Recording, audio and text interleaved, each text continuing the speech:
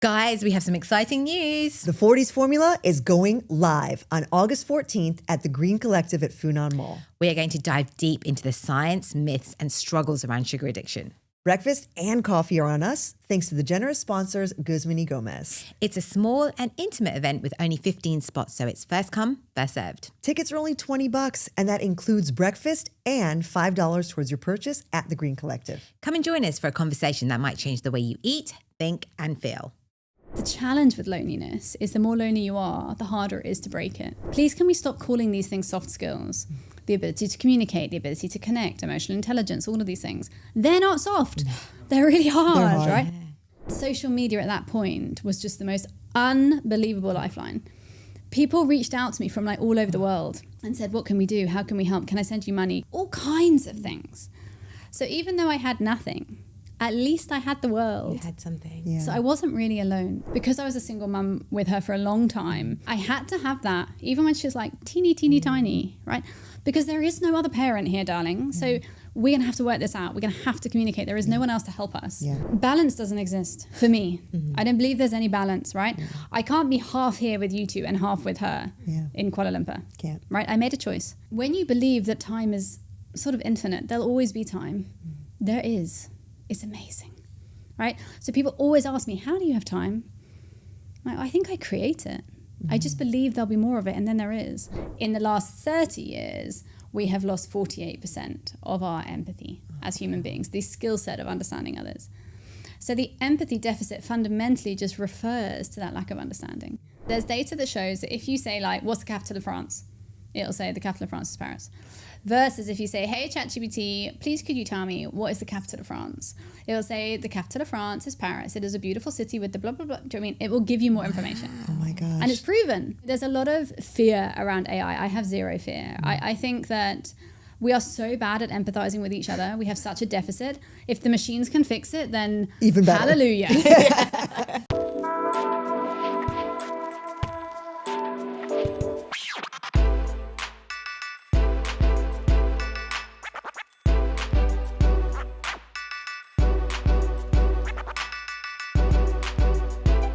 Hey, and welcome to the Forties Formula, your go-to place for insightful discussions on navigating the 40s and thriving in this transformative decade.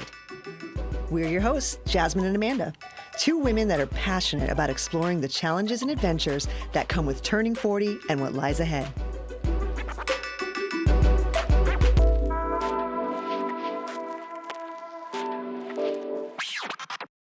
All right, before we dive into today's episode, let's talk about something that makes our lives way easier. And tastier, because let's be honest, between work, workouts, and life, we don't exactly have time to wrestle the trolleys at the supermarket. Which is why we've been with the Meat Club since the beginning of the 40s formula. Yep, they've had our back since episode 1, and tasty dinners on our plates too.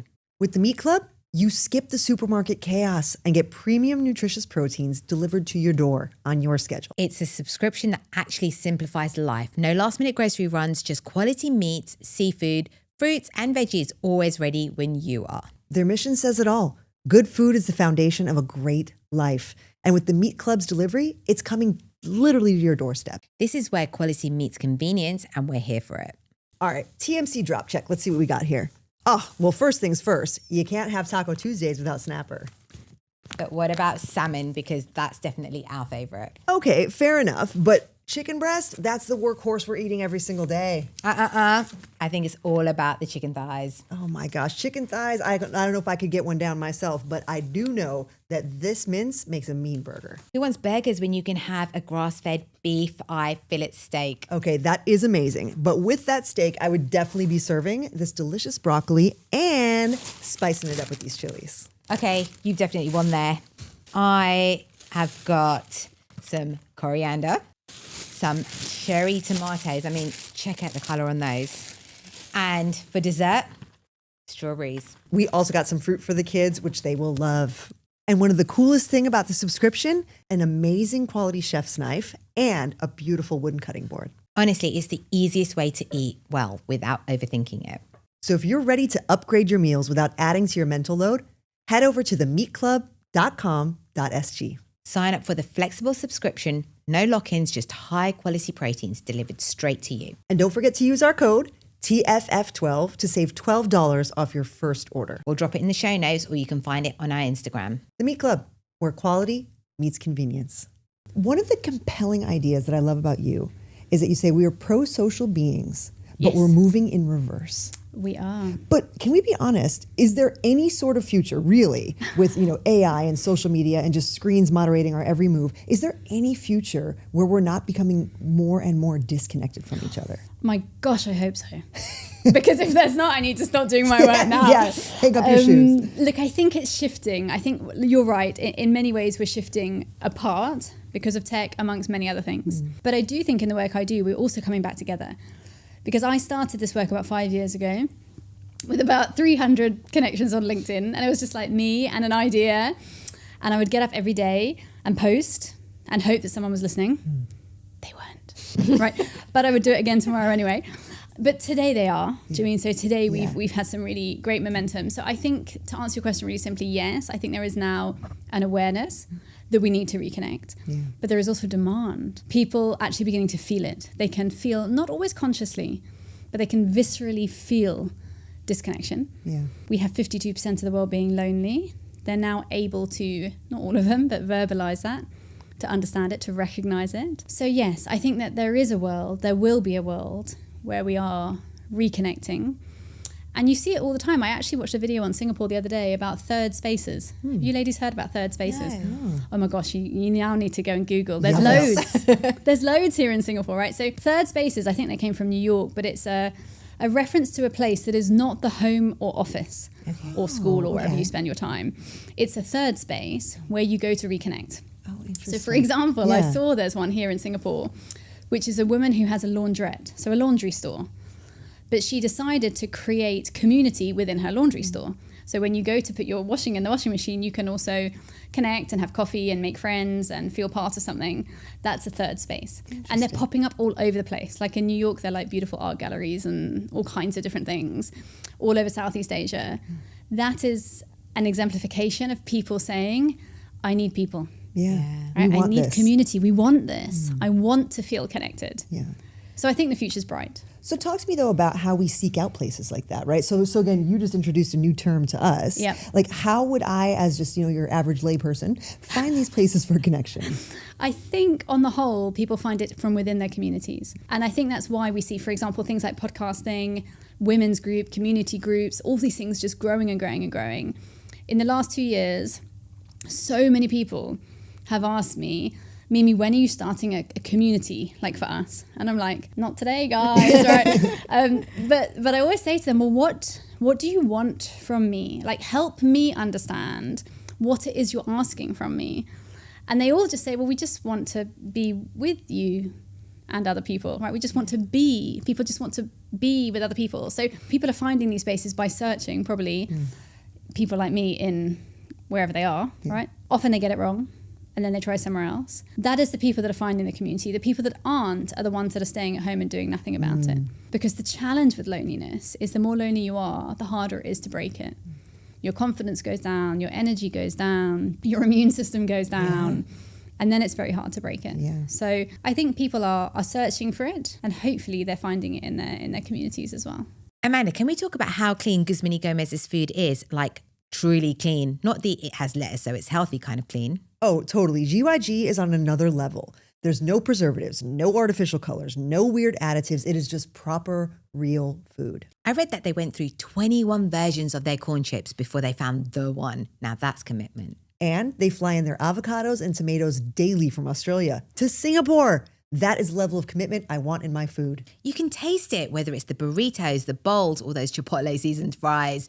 You just feel good after eating it. And it's really why my entire family keeps going back. Clean is the new healthy, and GYG has been leading that charge since day one. They've literally reinvented fast food. Who says it has to be dodgy and deep fried? Not on GYG's watch. What about personality types now? Let's say someone is an introvert and the idea of going out to meet someone, to connect with someone, that might feel really daunting. And like, how do you... And obviously having that connection is important. So how do people who are, afraid to go out there and meet new people, how can they foster connections? Look, I'm not going to sugarcoat it. It's not easy. No. Right? That's why, so often in my talks and stuff, I say, please can we stop calling these things soft skills? The ability to communicate, the ability to connect, emotional intelligence, all of these things. They're not soft. They're really hard, right? If you are sitting at home, for example, if you're single and you're sitting at home and you want to meet people, you're in your pajamas, you're watching Netflix, you're very happy, right? You got it easy. Yeah, right? It's kind of chill. The food's there, your cup of tea's there, everything's good. To get up, put on your clothes, your makeup, for example, go out, walk into a bar with a whole load of strangers and hope that somebody might be nice and be like you. Yeah. It takes a lot of confidence. Yeah. And imagine if that bra was off. It's like putting that bra back on. Oh, yeah, well, there you go, never. right? Now, first of all, me putting a bra on is the first challenge, but yes. So I think that, we need to stop making it seem simple, because that is not fair. Yeah. It's not fair to say to someone, just do it. Yeah. What do you mean just do it? Yeah. If I just could, I would have. Yeah. It's just like with depression, right? It's like, just, feel better. Don't be so sad. Do so. It's like, yeah, I hear you, but at the same time, it's much harder than that sounds, and if you've been suffering from loneliness for a long time, like you said, an object at rest stays at rest, right? The inertia of being in that space for such a long time can be troubling, I'm sure. Yeah, and just recognizing that, I think someone asked me yesterday, why don't we talk about loneliness more often? I said, well, I think because we're ashamed. Yeah. Right, it's really hard, particularly for men, to say I'm lonely. It's really hard for them to even recognize that for themselves, let alone say it out loud. Yeah. Because we are tuned, we are like brought up to think that is a bad thing, that is something that we should look down on. We came from more traditional conservative communities, all of us by our age, right? Because that's where the world was, right? When we were small. So we grew up in a world where being alone was frowned upon. You were supposed to grow up and get married and look after the family and all those things. So as I said, especially for men, middle-aged men, to actually say, do you know what, I'm really successful, but I'm really lonely, is really tough. And it must be harder as well if you do have a family and yet you're not connected. And then that makes it even harder, because how can you be lonely? Yeah. You've got a wife, you've got kids. But I guess loneliness isn't about, the proximity you have to other people. It's about how that connection is with one another. Yeah, exactly. You can be very lonely, but not alone. Yeah. Right? So, to be lonely is a lack of connectivity, not a lack of humans.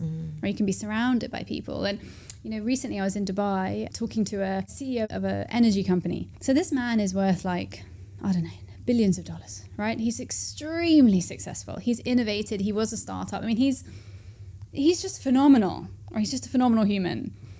And we're meeting in this coffee shop and we're chatting away. And at some point he says something upstairs, and I sort of clocked that he was staying in this hotel. I said, but how long have you been here? He said, 5 years. In the hotel? Living in a hotel? That's what I wanted to respond. I obviously couldn't do that face. No. So but that's what I was saying inside, And I said, okay, so you've lived here for 5 years. He says, yeah, I came for a few months and I've stayed for 5 years. Wow. We carry on the conversation, and then a little bit later he says to me, the thing is, Mimi, I don't have a friend in Dubai. Wow. I was like, what do you mean you don't have a friend in 5 years? Right? So I'm sure he dates, and I'm sure he's trying to rebuild his own sort of romantic life and all those types of things. But to live in a hotel for 5 years and be able to say, I don't have a single friend. All I have is my work. Right, so then where you start the story and you say you had this amazingly successful man worth billions of dollars, really innovating. But yet on the other side, right, what does he not have? Yeah. Well, he doesn't have community, he doesn't have connection, he doesn't have belonging, he's eating alone every night. So where is success really? I don't know, but it's a big question. Yeah. Well, and that plays in beautifully to one of the questions I wanted to ask you about longevity. Yes. Right? So, I should say I represent the College of Lifestyle Medicine, where there are 6 pillars of lifestyle medicine, one of which is positive social connection. And everyone always kind of laughs that one off, right? Because it's like, okay, exercise, right? Nutrition, like the big ones, avoiding risky substances, and positive social connections. But there's a reason that is now a part of medicine. Is because research is increasingly showing us that people who do not have the type and amount of social connection they want, their health is failing, they're suffering. Yeah. So I love that you consider, in your, I don't want to give away the lead, this is yours to own, but one of the pieces of longevity that's missing is something that you address. Yes. And that's empathy. Yeah. Can you talk to us about how empathy is different from social connection, but kind of, unites those two concepts? I love that you opened that from a medicinal science point of view, right? Because so often I have to do that and people are like, what? Really? Right? Yeah. Really? But yes, I mean, absolutely, just to kind of give that foundation. So you're absolutely right. Of course, you're right that being connected to each other is not just about, having fun or, having someone to go to the cinema with. It's about our survival. Yeah. Because we are pro-social species. So we do better when we are together, which is why things like the pandemic was so tough emotionally and mentally for us, right? We're not meant to be alone. We really do very badly alone. But it comes from our survival. If you think back to us being kind of cavemen and women in tribes in, I don't know, a field somewhere, right? If the tribe segregated out, if it disconnected, they died. Yeah, they're vulnerable. Right? They couldn't survive. They had to be together, right, in order to survive. So actually, we talk a lot about survival of the fittest. It's not actually true. It's actually survival of the connected, right? Yeah. When you are together, you're able to survive. So we know that subconsciously, but as you said, because of modern day life, people shrug it off. They don't really believe it. Yet we know that when you're connected, you statistically live eight years longer than somebody who is disconnected. So that's the core of why I love your intro, right? Yeah. Empathy is the ability to understand people. It's to perspective take. This is not a soft skill, right? This is not about being nice or compassionate or kind. Please be kind. but, PSA, be kind. Yes, please be kind. But that's not what we're talking about, right? What we're talking about is perspective taking. It's a skill set. It's built into the prefrontal cortex. It exists in us as humans to be able to connect. Because if you don't understand people, how can you connect with them? Yeah. It's similar to when you're a boss or a leader in the workplace. How can you include people if you don't know how they want to be included? Right? With our children, how can we help them grow if we don't know how they want to grow or need to grow? So empathy is at the core of all relationships, actually, whether it's work or romantic or social, which is why I wrote actually my third book all around why it is that without empathy, all of those other critical parts, diet and movement and exercise, all of those things, they're not enough. If you're, like this gentleman I was talking about earlier, super fit, eating well, lives a great life all alone. It's not enough.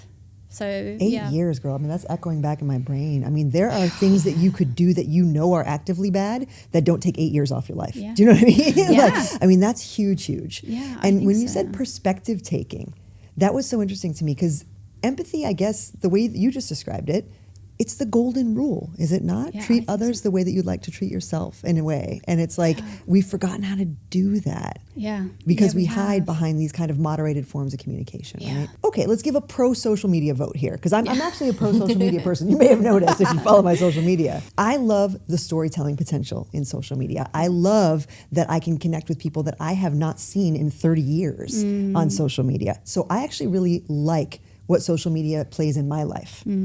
It doesn't take away from the type and quality of social connections that I want. How do you see social media being used for better or for worse? Look, it's a question I get asked all the time. I don't think that social media is any type of evil. I think that people on social media can create any type of evil, right? Fair. Or just bad behavior. I mean, social media as a concept is a platform, FYI, that we built. That humans built, right? And now we blame it like it built itself. Like, it's social media. Guys, you built that, right? So I think the first thing is it's a platform. It's full of people. It's full of humans doing what humans do, which unfortunately is things like exclusion and bullying and isolation and all of those things. But it's not like we don't see that in real life, right? So social media can amplify it for sure, right? It can put it on a global platform. But I feel exactly like you, Amanda, that it's, for me personally, it's always been a force for good for me, right? And I think for many others, we were talking about introverts earlier. Many introverts find their connection, find their ability to thrive and grow on social media because it gives them a platform to do things they felt they never could. Yeah. So I think whether it's for me professionally, I mean, this empathy vision that I have, I would never have met you if it weren't for social media. Which I would be actually very true. Sitting in my condo somewhere alone, right? Yeah, with your 300 LinkedIn connections. Yes, which luckily a few more today. But yes, but also I think, if I think back a few years ago, I moved to Sri Lanka, and that's a whole other story. But I moved to Sri Lanka in 2021. When in my infinite wisdom at the time, I thought that COVID was probably over. And in fact, Sri Lanka was in a time at that point when it was succeeding very well through the pandemic. Long story short, but it was not over, for sure. Yeah. And I ended up being with my little girl. I was a single mum. We were isolated in the south of the island, literally in the jungle. Like, she's 7 now, but she remembers that she was 4. She remembers it as the jungle house. It literally was like a jungle house. We were very alone. We had no money because we were homebound because of the local laws. I had never been there before. So I had no cash because I'd not been able to go to an ATM since I'd landed. We ran out of food, like literally like Survivor style. I had like a bag of rice. Anyway, the point of the story is it was incredibly difficult, right? There was moments in that house, that jungle house, when I was like, what on earth am I doing, right? I had come from like life in Dubai, surrounded by like open malls and 5-star restaurants. Yeah. And now here I was like on a rice paddy, surrounded by nothing but like mosquitoes and ants and my 4-year-old all alone with no rice. And social media at that point was just the most unbelievable lifeline. People reached out to me from like all over the world and said, what can we do? How can we help? Can I send you money? All kinds of things. So even though I had nothing, at least I had the world. You had something. Yeah. So I wasn't really alone. It's not real. I'm not saying we should only have online relationships with our friends, right? But it can be a force for good. And I just don't think we tell those stories enough. Yeah, I think you're right. You're right. It's somehow become the cultural trope that like social media is bad. Yeah. Like unequivocally is bad, is disconnecting us, right? There's no way that it could possibly do the opposite. So I'm glad to hear you say that. It does. You know how many amazing people I meet online? Yeah. Amazing women, often women, right? From all over Asia and the Gulf, who find me and ask me things. And, you know, then we make friends. And then years later, I meet them in like far-flung places around the world. But I would never know these people if it weren't for those platforms. I think there's plenty of challenges, right? I think there's a lot of fake and a lot of inauthentic and a lot of expectations that we're never going to meet. But I also think that's good. So maybe, I guess like with all things in life, right? There's pros and cons. Yeah, like you said, the future might be bright. Yes. I want to ask you a question about how do you have empathy with kids? Oh my God. I was literally going to ask Yeah, it. like seriously. I've got 3 boys and sometimes, I can tell you, I am not empathetic. Yeah. Or it's hard to harness the empathy, It's shall like we say, trying from the to- deepest depths of my well. How can someone who is a parent, potentially working, potentially in their 40s, maybe even going through menopause, how can they bring out that empathy when everything else seems to be drowning them? It's tough, especially if you've got 3 boys. How old are they? A 9-year-old and 7-year-old twins. Oh my God, you've got twins. And then that just like was icing on cake. Wow. and then obviously I had to go and get a boy dog, so you know. Just to you know, blend it all in. First of all, again, like the point earlier about going out is really hard, right? So I think it's worth us as mums recognizing that it's really hard. Right, actually, parenting is just really hard generally. Super hard. And you keep waiting for it to get like easier, and then I don't feel like it ever does. I'm way too. My kids are way too little to even make that assessment at this point. Mine's could 7, it be easier? But I'm thinking it's not going to get that much easier. The empathy part comes from a huge amount of patience, to be honest, and quite a lot of intention. Yeah. So of course I try very hard with my daughter, and I preach this every day. So I'm super conscious of it, right? When she's being, choose your words carefully, Mum. When she's being complex to handle, she's a girl, she is extremely astute emotionally, right? You should have seen how long it took me to get to Singapore today, like 3 days. I'm not joking. 3 days of discussion. Why? Okay, but you're going to the stage, why? What is, you know, we have to have like really, I think that's one thing that maybe you don't have with boys, right? That like deep dive into every decision. I feel like I'm leaving for 3 days, they're like, bye, Mom. See you later. So I think, you know, you have to be very intentional about it. For me as a mum, I have a set of sentences that I learned that I can use with her. They're all questions. They're all open-ended. I often have to breathe through them, right? I get that. Let me ask you again. I think you have to slow down. Yeah. I think that in so many areas of our life, especially as working mums, that slowing down is the key to speeding up. Right? If we keep running, we're just going to keep missing everything, and the stress is too much, and our bodies can't take it, and neither can our brains. So you have to slow down. But I also think we have to be honest with them. When my little girl, Umi, when she's being really complex for me to understand, and I'm finding it really hard to empathize with her, I tell her. Yeah. Right? I literally say to her, Ooms, I really don't understand what you want from me right now. Can we she knows. I say, can we reframe this? She knows all these big words. Yeah. Can we reframe this? The other day I said to her, what's the context? And my friend was like, how does she know what context is? I was like, I don't know, but she does. Right? So I think it's also just shared expectations, which is easier with one than with three, for sure. But setting that expectation for communication, because I was a single mum with her for a long time, I had to have that, even when she was like teeny tiny, right? Because there is no other parent here, darling. So we're going to have to work this out. We're going to have to communicate. There is no one else to help us. Yeah. I think it takes time, it takes patience, and it takes recognition of how hard it is. There's definitely moments, especially in the car when I'm driving, and she just does not stop talking, right? That I'm literally consciously saying to myself, just listen to her. Right? What I actually want to say is, I've had a really long day. I'm really tired. My brain is in like 7,000 places. Please, can you stop talking? But of course, in real life, I don't want to say that. Yeah. I don't want her to stop talking. Not really. Yeah. I'm just tired. Yeah. So is she. Yeah. So I think it's hard. I think it needs patience. I think it needs time creation. But I also think that we underestimate how much they can understand. Yeah. And the more we bring them into that, the easier it gets. So last night, she really, really did want me to come on this trip, this particular trip. So when I put her to bed, I was like prepared. I've been preparing for like a week, to be honest. I knew we were going to have like an extremely long discussion. And I had also worked out how I had to handle her so that she didn't end up just in tears, until 10 p.m. at night, right? There had to be some boundaries. And at one point she said to me, Mummy, I'm really sorry for being emotional. I know how hard this is for you. Wow. And I was like, oh, you're amazing. Anyway, back to the topic, right? So, but that's because I've taught her that, not specifically, but like over time. Yes. And I think it gives them so many tools for life, but it also helps us. It's funny you use the word patience quite a lot of times. And I actually said to Amanda and Michelle earlier, I was watching old videos of the boys on my phone and I sounded really patient, which is something I feel like I've lost. And I think I need to just take a moment. But I think what ends up happening with me, and I don't know if other mums agree, I'll ask them to do something. And I know, they'll be watching TV and I'll say, okay, it's time to turn the TV off. We've got to go.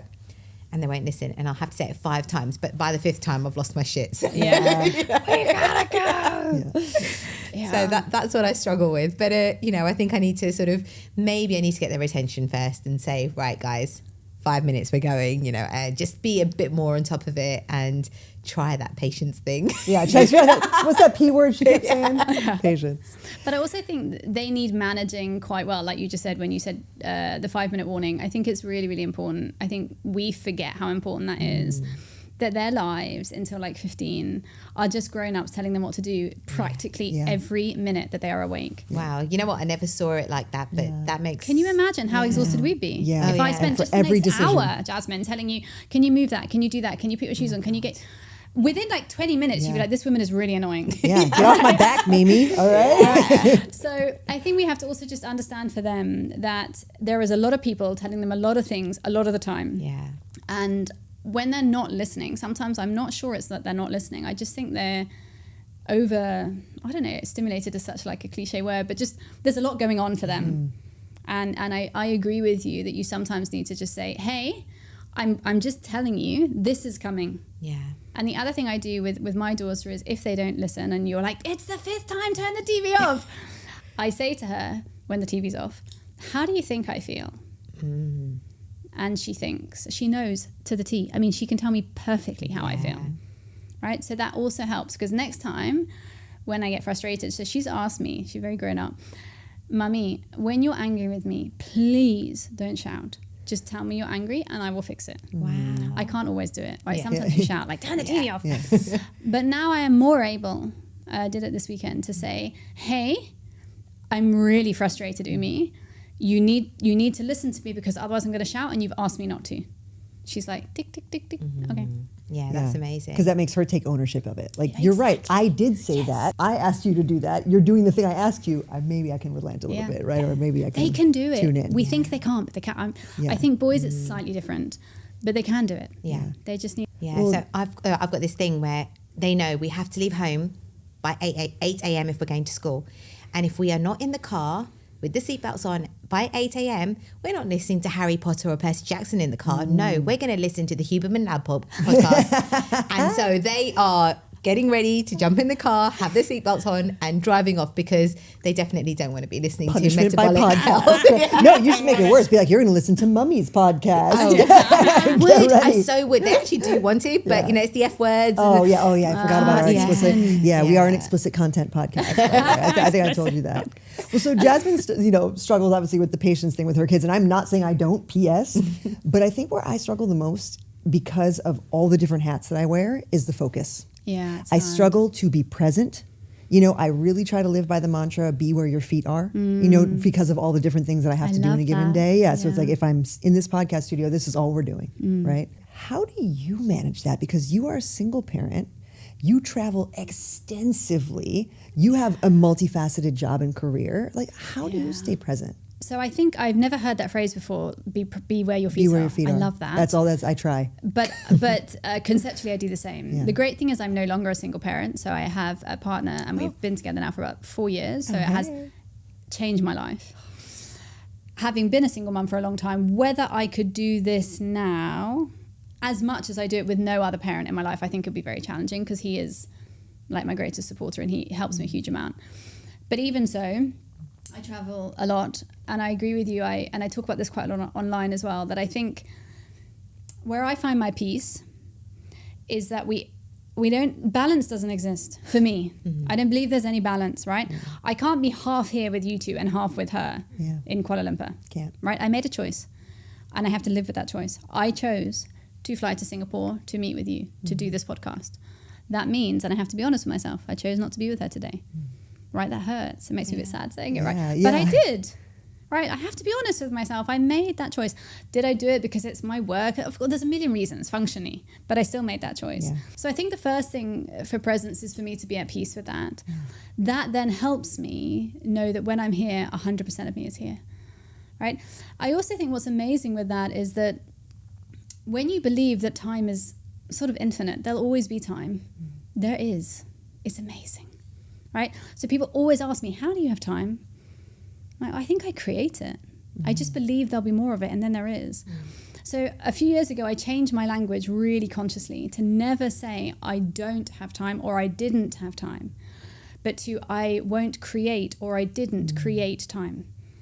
Because then it's empowering, it's a choice, and it's amazing that talks to your subconscious, which then changes your conscious decision making. So a lot of it for me is around, it's emotional, right? Yeah. It's around compartmentalizing, it's around making choices, being comfortable with those choices. Yeah. And then when I'm in the moment, just like I'm doing with you, I do it in my parenting as well, and it's tiring, is to be very, very present. And I think probably for all working mums, reading stories at bedtime is one of the most challenging things to do. Right? Because we're normally starving hungry. Yes. We're very tired. Yes. We've done a million things. We've also done bath and dinner and all those things. And now I must find the energy to read Harry Potter or whatever I'm reading, right? Yes, it's magical and I wouldn't change it for the world, but I find that that's physiologically hard. Yeah. I don't think we talk about that much, but I think it is. And you're nodding, so I'm like, okay, I'm in good company, right? Yep. Yes. But at the same time, I made that decision, right? When she was born, I said every day that I can put her to bed, I will, every day. And every day I can take her to school, I will. So if I'm there, nobody else does it. I don't let my partner, I don't let the nanny, I don't let anyone do it. When I'm gone, I'm gone. Someone else has to help me, right? Mum or somebody. But in that moment, however tired I am, however hard it is to read a chapter of Harry Potter, I made that choice and therefore I sit in it. Yeah. And I think that it doesn't take away the pressure, but it helps with the presence because you made a decision. Like you said, you're in here, you're in here. Yeah. So that it's emotional, but I think it's probably quite powerful. Yeah. And I feel like that's a good message for women in their 40s overall, right? Is once you have made a decision, you need to be at peace with that decision. Yeah. Yeah. The anxiety that's created by second guessing and letting the guilt seep in, right? I made the decision, but I feel bad. Nope. And I mean, I see this a lot of times in the work that I do with postpartum moms, right? Getting them back in the gym, getting them back in shape. It's like they feel so guilty leaving their little babies for an hour to go to the gym. And I was like, a couple things. Number one, baby has no clue. Like at this point, you're a food source and you smell good. And that's pretty much all they got. But secondly, you have to be at peace with the philosophical choice of your own health. Yeah. Because you will have to choose it again and again and again as this child grows up. For sure. It's not going anywhere. And I mean, there's that age-old kind of adage, which is, I can't remember exactly what it is, but something about what's in the future is in the future and what's in the past. The only thing you have is the present, right? I didn't say it very eloquently, but the reality is the meaning is true. Yeah. Wasn't that only have Rafiki now. from The Lion King? He said something I similar. think you're probably right. I think most of the wisdom of the world comes from like Pixar and Disney movies, so probably. But yeah, I think it's a hard one. You have to be at peace with those things. Yeah. And I think the more you do in kind of the world of podcasting or social media or in my work, which is advocacy work, there will be people that don't like what you do. But if you worry about it, you're not going to do what you do. So you need to not worry about it. True. Right? Let it go. Again, not easy, but I think it's really, I'm probably preaching to myself, but I think it's really important, right? To make peace. I do this because I want to and because I made the decision. Yeah. Right? For me, this is my journey. I want to create more empathy in the world. I believe that the world needs it. I'm going to get up and do it again tomorrow. If that person doesn't like it, well, hopefully there's 2 more that do. Yeah. Right? Yeah. But you're right. If we sit in that confusion of what if, should I not, maybe, you're going to go mad. Yeah. And you're not going to make any progress. Also true. You're stuck. You're stuck, right? Yeah. So... Well, you mentioned about the work that you do with empathy being so important, and we absolutely agree. I mean, your books, again, I can't say that we read all of them, but I did read the But you Goodreads will, summary. right? So I was like, that's I'll as read good the as gold. introduction, Yeah. And in Softening the Edge, you talk about something called the empathy deficit, and you're Yeah. using it there in relation to corporations, right? Yeah. But I would love to know, first of all, what is the empathy deficit? And is this a concept that applies as broadly to corporations as it does to interpersonal relationships? Yeah, absolutely. It's a human reality. I talk a lot to the workforce, to the corporate world, but this is a social reality for all of us. So the empathy deficit was actually coined by Barack Obama in 2006 before he was the president. Hey, thanks. Yeah, Thanks, exactly. POTUS. Thanks, America. Yeah, right? thanks, America. Another great American another leader. great American piece of insight. Yeah. So he stood up in 2006 and he was addressing an audience and he said, I know I should talk about my federal deficit today, but I think we should talk about an empathy deficit, right? That was 2006, so nearly 20 years ago. Wow. We have done very little, right, with that piece of and advice. especially in America, we have done even less. I'm not even going to comment on the state of the state. No need. But fundamentally, what he was recognizing nearly 20 years ago was that if we want to grow our economy, if we want to federally improve the country, we need to reconnect our people, right? This deficit of connection that we touched on earlier, this lack of understanding of each other is going to impact our economy far beyond just our social relationships. But as I said, we did nothing with it, right? Nearly 20 years has gone by. In the last 30 years, we have lost 48% of our empathy as human beings, the skill set of understanding others. So the empathy deficit fundamentally just refers to that lack of understanding. It's a deficit of me being able to understand your perspective. Understand that what we're seeing in the studio right now is the same thing, but we're seeing it differently. That we could go through this conversation and I could love it and you could leave and say, oh, that was really hard work for me. I just didn't like her or I didn't agree with her, right? Same experience, but just different reality for all of us. So yeah, the empathy deficit is impacting all areas of our life. It ladders up to mental health crisis, 400 million people with depression, youth suicide. The second biggest killer of our youth is suicide. No longer vehicle accidents. Scary, isn't it, when you hear Terrifying, when you actually. hear Children, that? like Yeah. children saying, do you These know are what? kids. You guys don't get me. I would literally rather die than grow up in this Oh my world. God. Right? And it's huge. And we talk about it, probably not enough, but we talk about it, but there's very little being done to solve the problems. Right? We talked about parenting, this ability for people to be able to understand their teenagers or at least recognize that I can't understand them, but I'm going to try. Yeah. So yeah, it's a real social struggle for our world. And you just mentioned something I think is really interesting, which is like, I'm not going to understand them, but I'm going to try. I feel like people are not trying anymore.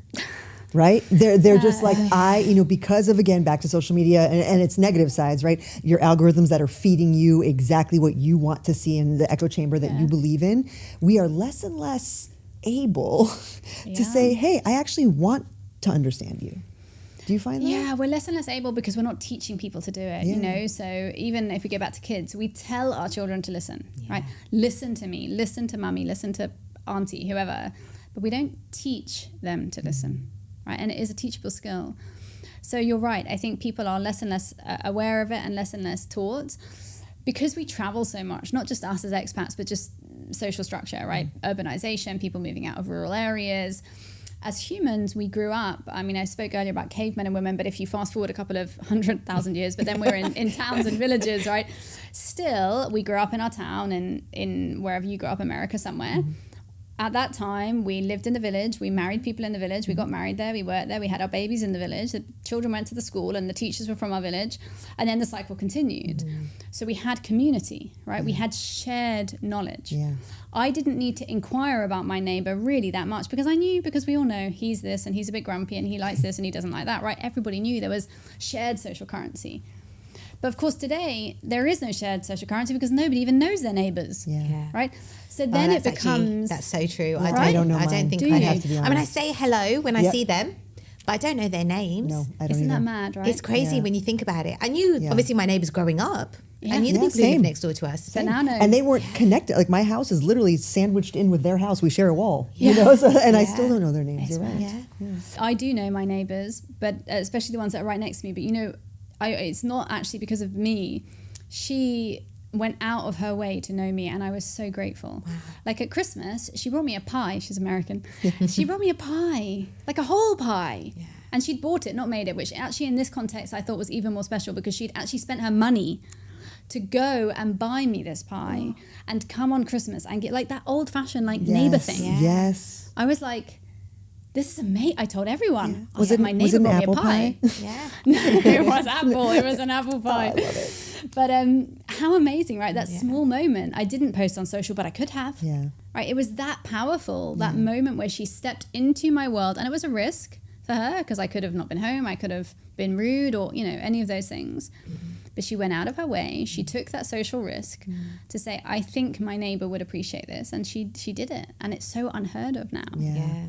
I was going to say, so are you finding that people, you know, like using ChatGPT and they're just typing out things, you know, like do this for me, do that for me. Is that then translating in real life? Because I read this article where somebody actually wrote that we're becoming less human because of the way we talk to AI to get information. Yeah. So then we might go to a restaurant and we'll just say, I want this. Is there any pleases? Are there any thank yous? Yeah. Like how are you today? Yes. Yeah, by the way. I try. Like I try to say, hi, please can I have this? Thank you, you know, appreciate it. But it's difficult because you start talking in a way where it's just like, this is what I want. Commands. Yeah, exactly. That's what I was. Yes. I think, again, these are social skills, so they take practice. So when I hear that question, I think if you lived a very isolated life and only spoke to ChatGPT, then I think it's probably quite likely that could happen. But I would like to believe that we are capable of compartmentalizing. Having said that, on the other side of things, slightly different answer, but similar thought. What the research shows is that when you are polite to ChatGPT, you get more value from it. It's funny, I've started putting pleases and thank yous Did in you there really? now. I've started. Yeah. Because after I read that article, I'll say something and I'll say, please.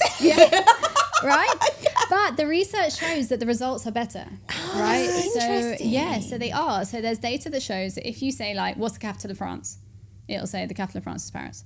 Versus if you say, hey, ChatGPT, please could you tell me what is the capital of France? It'll say the capital of France is Paris. It is a beautiful city with the blah, blah, blah. Do you know what I mean? It will give you more information. Oh my gosh. And it's proven. So 2 years ago, I love this story. 2 years ago, at Christmas, ChatGPT started to fail. And like the whole of, I don't know, Silicon Valley was trying to work out like what's wrong with this bot, right? Why it's just, there's a bug, something's happening, we can't get the responses from it. And what they realized was ChatGPT was taking a holiday because it was Christmas. Stop it. You are not serious. I am totally Because serious. it knows that most of the world takes a Because holiday? AI is trained by humans, Stop right? it. And in this case, it's trained by Americans who celebrate Christmas. So the Christmas holiday is a slowdown period. Oh my So the gosh. bot was replicating the humans that were creating it. Right. Wow. And so That it is literally crazy. was slowing down over the holidays. So I think, there's a lot of fear around AI. I have zero fear. I think that we are so bad at empathizing with each other. We have such a deficit. If the machines can fix it, then Even better. hallelujah. Right? Roll on in and fix it, right? Because so many of our people, our children, our women are so alone in the world, right? We can't imagine it sitting in the center of beautiful Singapore. But there are so many tens of millions of women, not just women, but for the sake of conversation, who are totally, totally alone. They'll never hear the word coach or therapist, let alone meet one. So if they can log on to their phone and get advice, then please give it to them. Because we're not going to ever fulfill that, not in this lifetime. Yeah. So I don't think we should be scared of AI. I think we should just be conscious of how we use it and how we train it. Yeah. Because you're right, if you train the robots to be abrupt and short and never say please or thank you, which, by the way, my ChatGPT isn't. My ChatGPT, like, I always think it's a he. Don't know why. But when he talks to me, which I use him all the time, he's very nice to me. Right? Yeah, mine always says, sure, exclamation point. And I was like, oh my gosh, I've trained it to be American. I'm like, like, can I have this statistic? Sure. Like, oh no, it's me. But he's very nice. Yeah, he knows me. ChatGPT, right? Like, we shouldn't be fearful. We should just be conscious. That's how I may be proven wrong in 10 years. You can be like, we'll just tune this episode back up and do some edits. Out, as you said. Well, Gal, we have loved having you on the pod today to talk about all things empathy, listening, human connection, the things that are why we do this, to be honest with you, right? Is to connect people. The last question is the one that we ask all of our guests and what's really central to what we do, which is, what is your 40s formula? If you can leave women with one piece of advice for thriving in midlife, what is it? I did think about this before because Jasmin did give me like a spoiler. The heads up. Okay, she was like, you do need to think about this question. And normally, just for context, I don't actually prepare for anything at all. Like, I'm one of those people that is far better live. So when people send me notes, I tend not to read them, not out of disrespect, but because I know that actually I'm better to just come and be with it. But when I looked at your notes over the weekend and I saw that question, I really had to think about it because I just had never really thought about that before. But there is one thing that I say quite often, which I think answers it, which is that nothing exceptional ever comes from a comfort zone. And I believe that so entirely, and it helps me every day, literally every day, because it's not easy. Life is not easy. No. Parenting is not easy. Doing this work that I absolutely love, and I'm so grateful I get to do it. And I know it looks super glamorous on social media, and I am so grateful. I can't even tell you how grateful I am.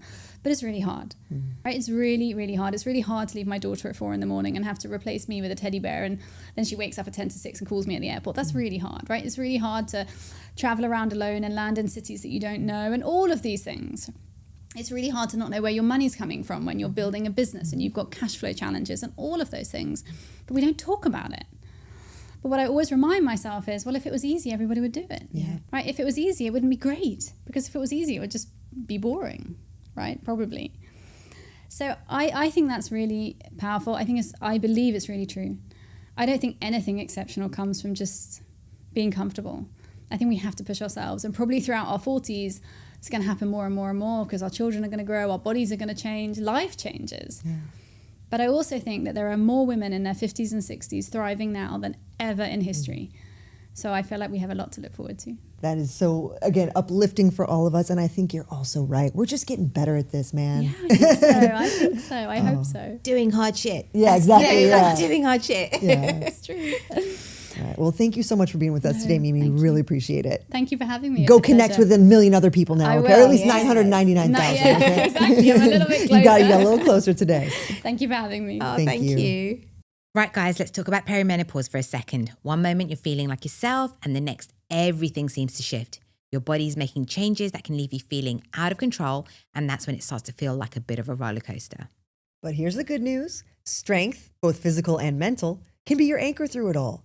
The right kind of movement, along with the right kind of support, really helps you manage these shifts. That's why we love Great Moves and their Menopause Mojo program. It's specifically designed for perimenopause and menopause with pelvic floor support, breathwork, and strength training, all aimed at helping you feel more confident and in control. Exactly. It's about building resilience in both your body and your mindset.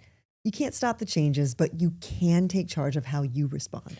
And that's exactly what Great Moves helps you do. Stay strong and supported through the whole journey. And we've got an exclusive offer just for our listeners. Use code TFF30 at moves.great.com for $20 off your trial class or 50% off the 5-session Menopause Mojo program.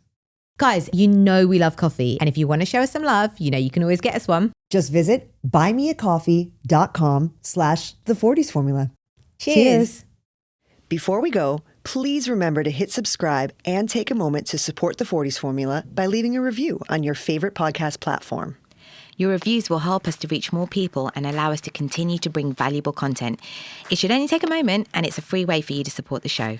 You can also stay updated with the 40s formula by following us on Instagram at the 40s formula, all one word. We share behind-the-scenes insights, episode updates, and much more, so please be sure to hit that follow button. We appreciate your time and support. Thank you for being part of this community, and we'll be back next week for more empowering conversations with inspiring guests.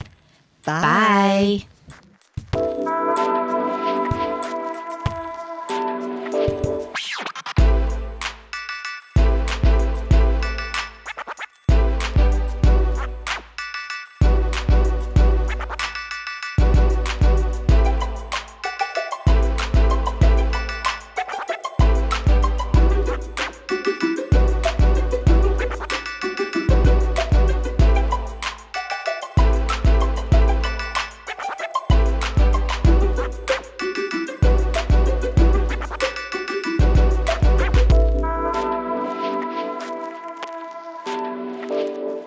And how long have you been here?